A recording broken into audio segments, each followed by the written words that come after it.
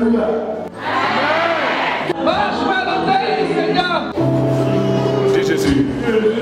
Tu veux le salut en Jésus? Marche, voilà. Merci Jésus, oui, Jésus. Voilà. Commence à marcher.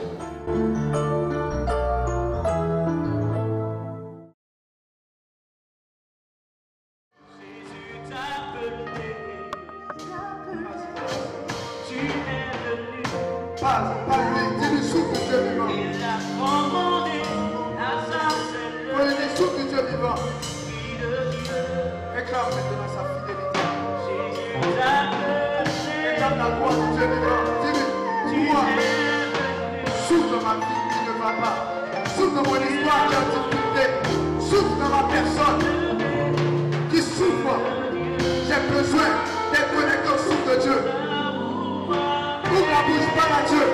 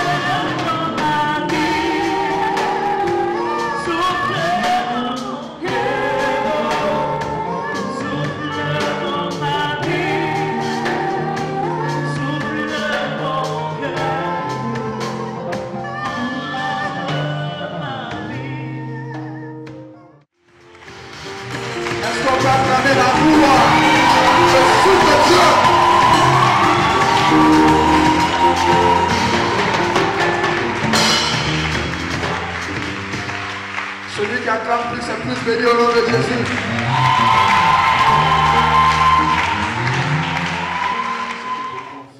C'est vrai, non? C'est vrai? Je préfère que tu aies faim ce matin que tu n'aies plus jamais faim. Dis Amen.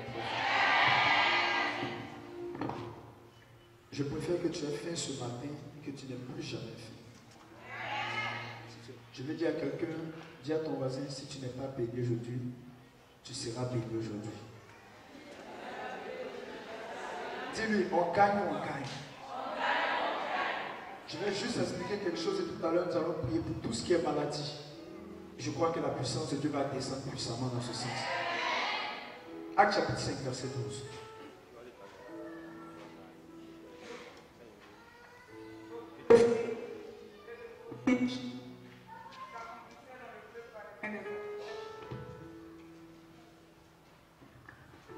Beaucoup de signes et de prodiges s'accomplissaient dans le peuple par les mains des apôtres.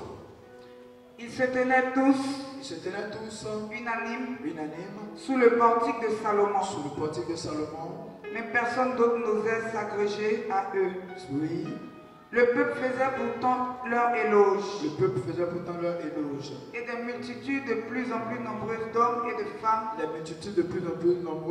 de femmes se ralliaient par la foi au Seigneur. On en venait à sortir les malades dans les rues. Écoutez, on en venait à sortir les malades dans les rues. On les plaçait sur des lits. Ou des civières. Afin que Pierre, au passage, touche au moins l'un ou l'autre de son nombre. Passe et que son nombre guérisse. La multitude accourait aussi des localités. Alléluia. Voisines de Jérusalem. Parole du Seigneur notre Dieu. Que Dieu nous bénisse. Ce matin, je veux parler à deux catégories de personnes. La première catégorie de personnes, c'est des gens qui ont besoin de voir Dieu à l'œuvre dans leur vie. Des gens qui attendent de voir une intervention divine dans leur histoire. Et la deuxième catégorie de personnes, ce sont des gens qui vont faire voir Dieu par leur vie. Dis Amen fort. La Bible dit, à cause de ce qui se faisait par les apôtres, la multitude accourait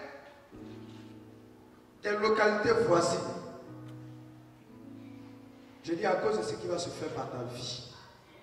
Des gens ont quitté d'autres quartiers pour venir prier ici. Je n'ai pas dit amen. À cause de la gloire de Dieu, les gens vont laisser leur paroisse pour venir prendre cette paroisse-là. Alléluia, vous êtes d'accord, dites amen très fort. Mais une telle chose passe par ton canal et par mon canal. C'est pourquoi ce matin, Dieu va faire des prêts à être utilisés. Vous êtes avec moi? Vous êtes avec moi? La Bible dit qu'à cause des signes qui se faisaient par les mains des apôtres, la multitude accourait. Et beaucoup de miracles se faisaient par les mains des apôtres. Jésus pouvait dire en parlant, si vous croyez en moi, vous ferez les œuvres que j'ai faites, mais vous en ferez de plus grandes. Un. Deuxième chose, Jésus dit en Marc chapitre 16, verset 17, voici les signes qui accompagneront ceux qui auront cru. En mon nom, ils imposeront les mains aux malades, ceux-ci seront guéris.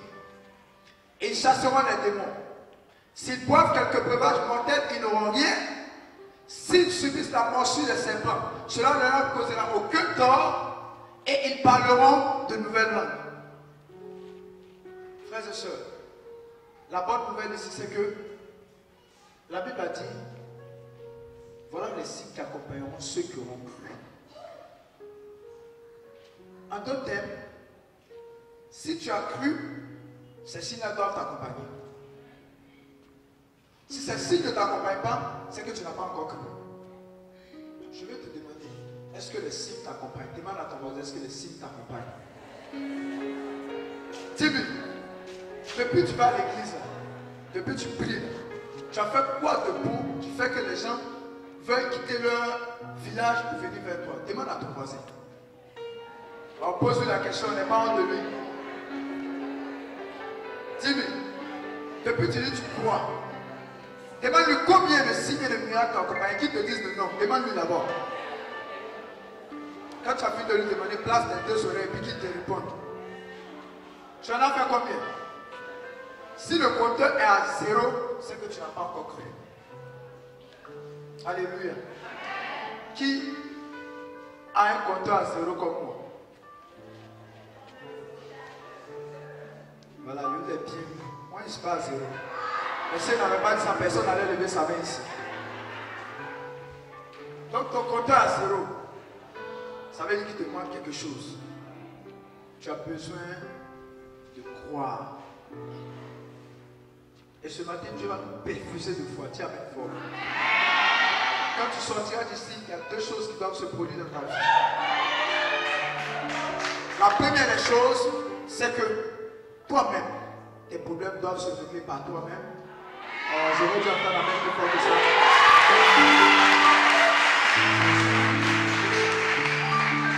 Et la deuxième des choses, tu dois être capable de régler les problèmes des autres, de sorte à ce que les gens quittent les autres localités pour venir chercher à te rencontrer. Tu devrais dire amen aussi. La Bible dit les signes et les miracles accompagnaient ceux qui avaient cru. Je veux même te demander, est-ce que tu crois?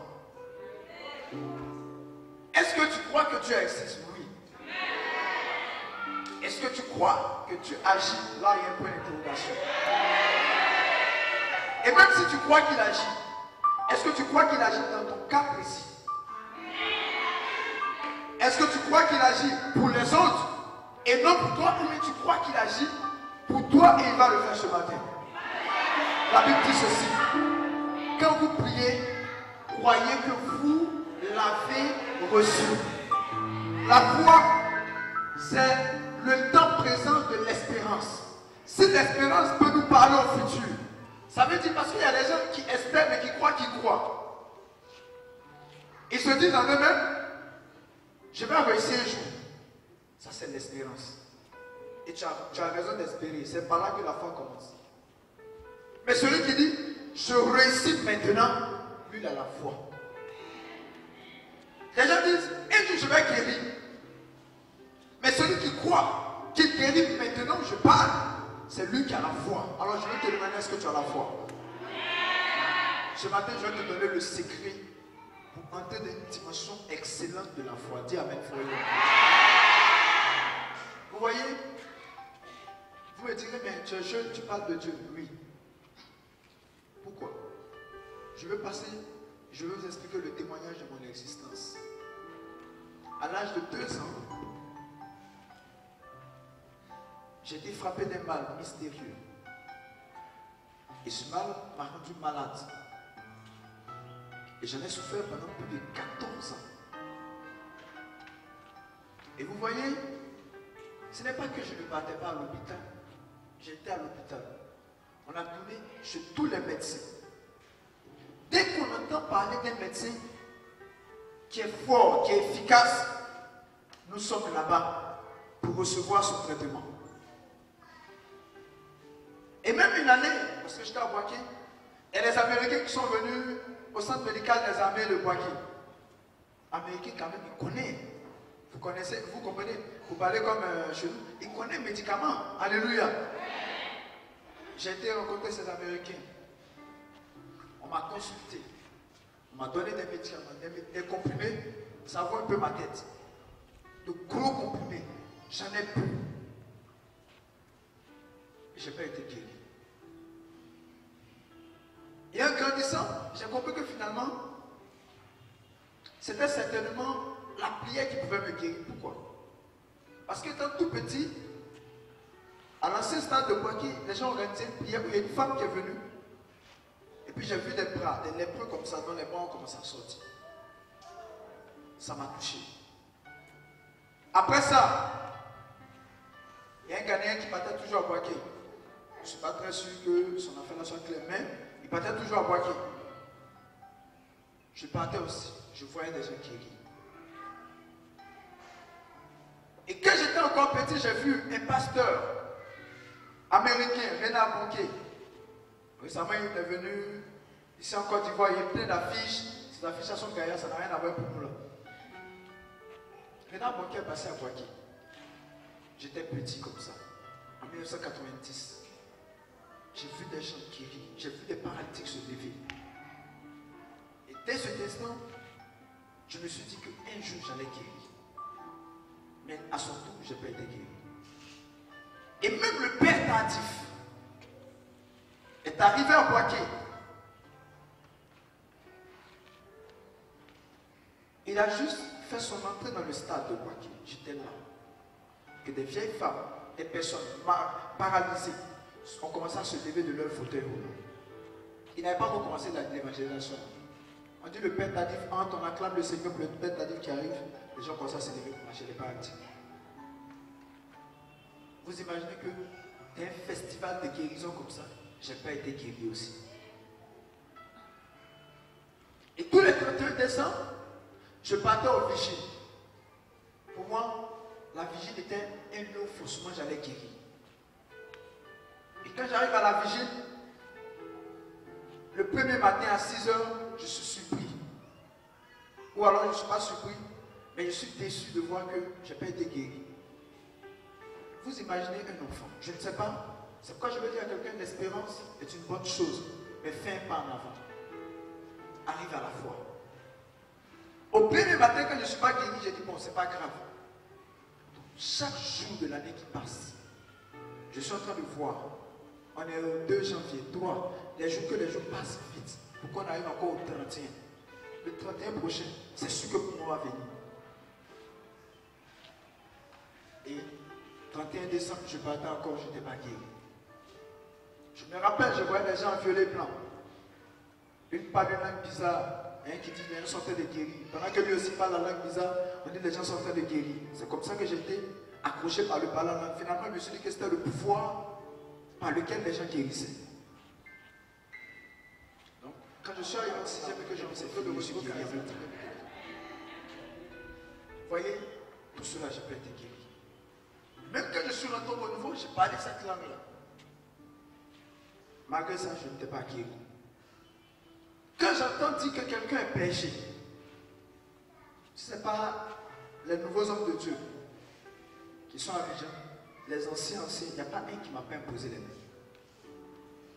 Je vous dis la vérité, si ça rendait chaud, moi je n'avais plus de cheveux parce qu'on a tellement appuyé ma tête et je n'ai jamais été guéri. Si on doit prélever l'empreinte digitale des hommes de Dieu sur mon visage, vous allez trouver la carte du monde. Tellement on a prié sur ma figure. Mais j'étais convaincu que Dieu allait me guérir.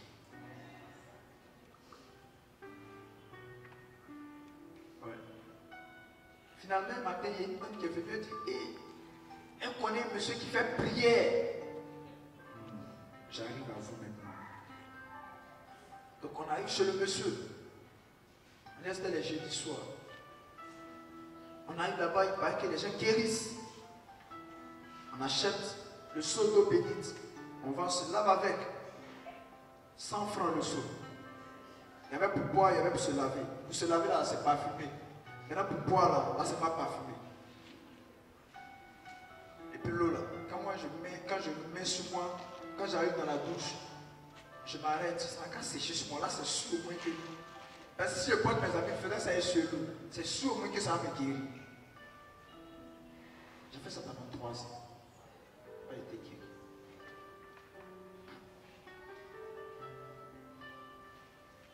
Et puis, quand j'ai vécu l'expérience de la foi, un jour, moi-même je me suis regardé dans le miroir. J'ai dit, j'ai trop duré. Maintenant ça suffit, il faut que ça change. Je vais te dire que ta situation a trop duré, ça changera ce matin. Dis avec moi le soir. Je veux dire à quelqu'un que tous les jours font 24 heures, mais il y a des 24 heures qui attirent ou qui changent la destinée de certaines personnes. Et ce samedi 1er mars, c'était 24 heures qui va changer la destinée de quelqu'un. Si tu es d'accord, je veux dire à quelqu'un que tu as honoré les plus belles pages de ton existence. Et ce jour-là, je me suis regardé, j'ai dit trop, c'est trop. Maladie, tu vas quitter mon histoire. Va-t'en. Sors. Vous pouvez avoir pour témoin des hommes de Dieu connus ici. Vous pouvez demander à Robert Manawa, c'est un peu dans ce mal-là que moi j'ai connu. Marcel Blé pourra vous témoigner que ce mal m'a tiraillé. David Pio pourra témoigner que ce mal m'a traumatisé. Et le jour où j'ai dit à la maladie, c'est fini. Moi-même, je gère. J'ai ordonné à la maladie de partir. Ce jour-là, la maladie elle-même a disparu. Jusqu'à aujourd'hui, la puissance de Dieu m'a.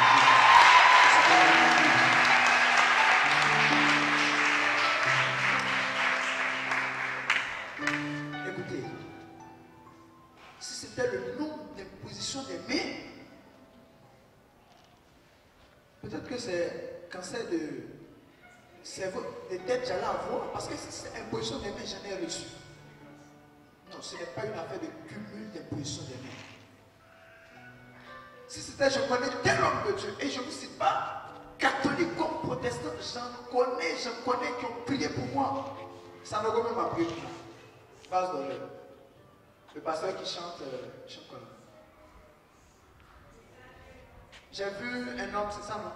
Centenier. Le pasteur qui chante, pasteur, ça me remet, il a prié. Je ne vous cite pas les noms de tous ceux qui ont prié. Abeka. Qui doit citer encore? Bon, vous-même regardez. Si tous ceux ont prié, moi qui n'ai pas été guéri. En principe, je devais arriver à une conclusion. La maladie là, elle est incurable. Mais je suis en train de te dire que si les plans ont appelé ta maladie incurable, ce matin je change l'appellation parce que la guérison arrivera au nom de Jésus. Tu n'as pas dit amen. Écoutez, frères et sœurs, depuis ce jour, j'ai fait l'expérience de la puissance de Dieu. Si vous me dites que Jésus ne guérit pas, je vous dis que c'est faux. À partir de ce jour, j'ai vu Jésus guérir plusieurs personnes. Une femme m'a envoyé un texte. Bonjour frère et frère, je suis reparti faire le test de dépistage. Je ne suis plus séropositive, je suis séronégative. Elle souffrait du VIH. Il n'y a pas plus tard que 2 jours, j'ai reçu à notre siège, à Bonhomme, une soeur qui dit qu'elle a suivi une de nos veillées, elle n'était même pas en direct. Pendant que l'homme de Dieu Manawa intervenait, elle a juste prié. L'hépatite B a disparu. Ça fait 2 jours qu'elle est venue me rencontrer. Elle est venue, elle dit, je suis allé refaire le test. L'hépatite B a disparu totalement. Je ne sais pas ce que vous appelez maladie incurable.